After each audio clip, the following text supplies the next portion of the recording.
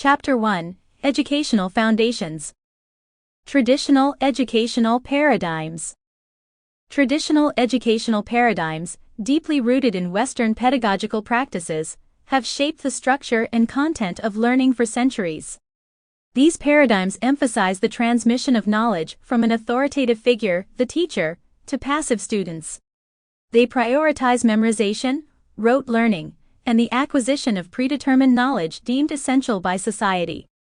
The student's role is often limited to absorbing and regurgitating information, without much opportunity for critical thinking, creativity, or personal agency. Historical foundations. Traditional educational paradigms emerged during the Industrial Revolution when society required a workforce skilled in specific, narrow tasks. The factory model of education was adopted, with students assembled in rows, receiving standardized instruction from a single teacher. This approach aimed to produce efficient and compliant workers, who could seamlessly integrate into the industrial machinery. Characteristics of traditional paradigms. Traditional educational paradigms share several key characteristics. Teacher-centered. The teacher is the central authority figure possessing and dispensing knowledge. Students are expected to defer to the teacher's expertise and authority. Content-driven. Curricula are predetermined and emphasize the transmission of factual knowledge rather than critical thinking or problem-solving. Passive learning. Students are expected to passively receive and absorb information without actively engaging with the material or challenging assumptions. Assessment of memorization.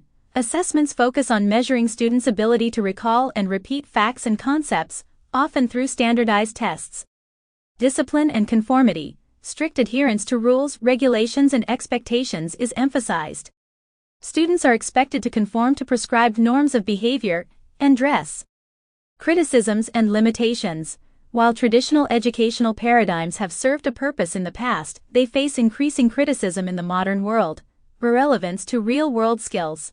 The emphasis on memorization and content retention fails to prepare students for the complex problem-solving, critical thinking, and collaboration skills required in today's workforce and society.